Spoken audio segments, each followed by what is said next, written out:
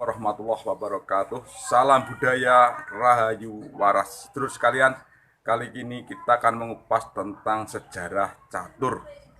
Bagaimana sejarah catur itu? Tahu kan catur itu?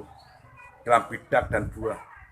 Satu bidak catur ini oleh pencetusnya mungkin diharapkan mewakili dari unsur dunia. Karena di situ ada raja, ada kuda, dan kehidupan manusia lah itu yang ada dalam satu bidak catur itu. Dan asiknya catur itu ada unsur-unsur selain unsur kehidupan juga ada unsur nafsu pribadi manusia. Ada nafsu ingin mengalahkan, ada nafsu strategi dan kehidupan manusia yang lain lah yang ada dalam satu bidak catur itu. Monggo kita simak bagaimana tentang permainan catur dan sejarahnya.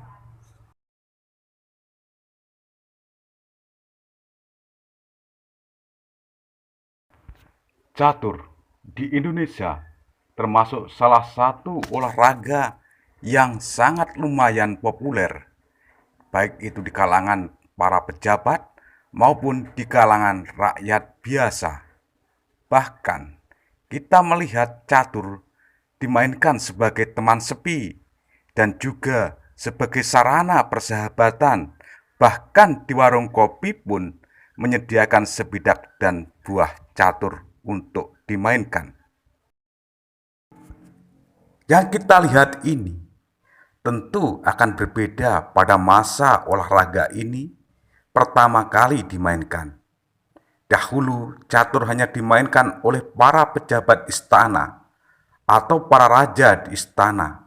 Makanya kala itu catur sering disebut sebagai The Royal Game.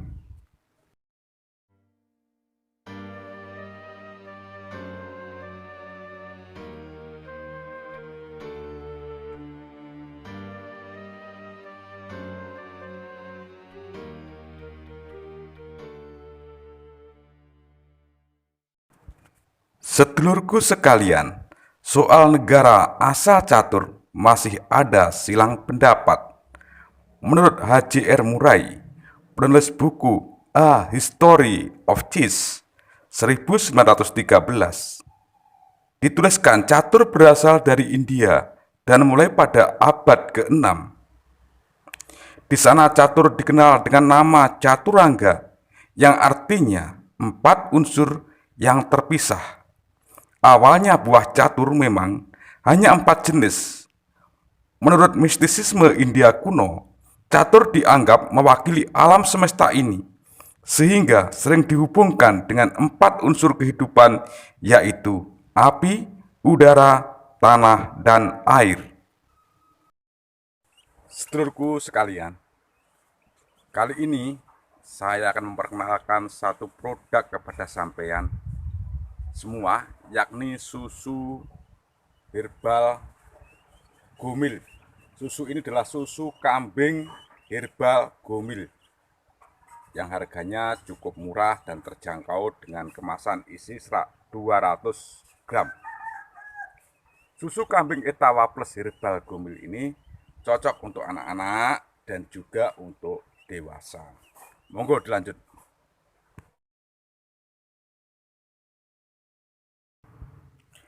Dalam permainannya, catur mewakili unsur-unsur yang dimiliki manusia dalam kehidupan, yakni kekuasaan, nafsu untuk mengalahkan, kelicikan, pengorbanan, rencana, risiko, strategi dalam menentukan langkah, dan banyak lagi pelajaran yang terkandung di dalam permainan ini.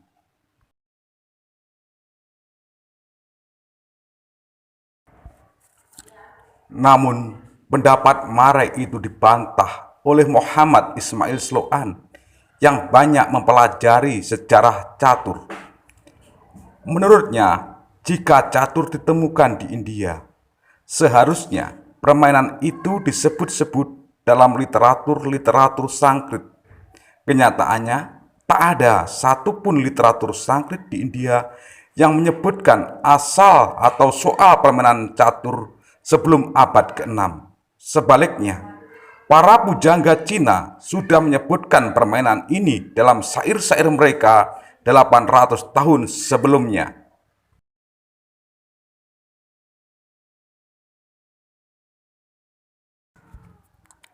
Jadi, menurut Ismail Sloan, di Cinalah catur pertama kali dimainkan. Pada waktu itu, bentuk arena caturnya tidak kotak-kotak, melainkan bulat-bulat. Buah caturnya juga hanya terdiri atas 4 jenis, yaitu raja, benteng, kesatria atau kuda, dan uskup atau gajah.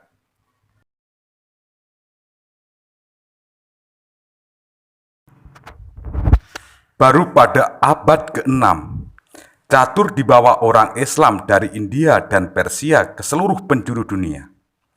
Konon, di zaman kekhalifahan Ali bin Abi Thalib, catur sering dimainkan. Bahkan, mungkin juga oleh Khalifah Ali sendiri. Khalifah Harun ar-Rasyid pun diketahui pernah menghadiahkan sebuah papan catur kepada seorang raja Eropa, pendiri dinasti Karolia, yaitu Charlemagne.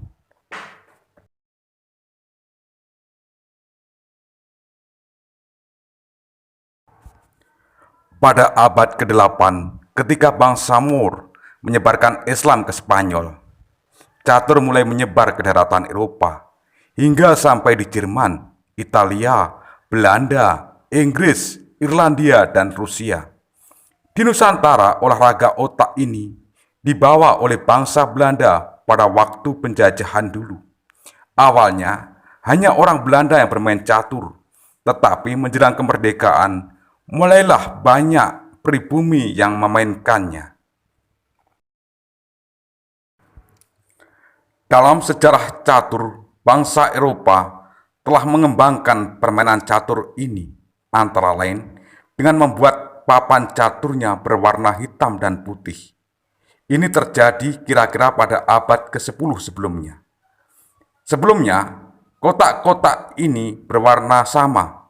Malah sering orang membuat arena permainan catur ini di atas pasir atau di mana saja yang bisa diberi garis. Dari Eropa ini juga dibuat peraturan bahwa pion boleh maju 2 kotak pada langkah pertama dan menteri atau ratu boleh bergerak lebih leluasa baik maju, ke depan maupun diagonal.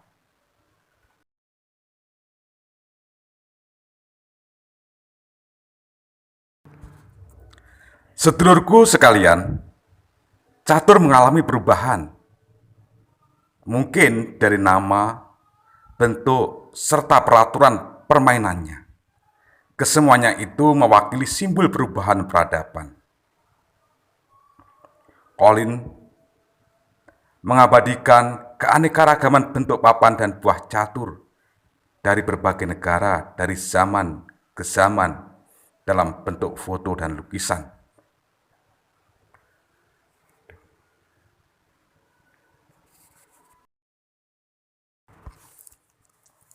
Sedulurku sekalian, demikian itulah sejarah, asal-usul, serta sedikit filosofi tentang permainan catur ini. Perlahan catur mengalami perubahan dari nama, bentuk, serta peraturan permainannya. Kesemuanya itu tentu menjadi simbol perubahan dalam peradaban dunia. Sedulurku sekalian, catur dari zaman ke zaman berubah.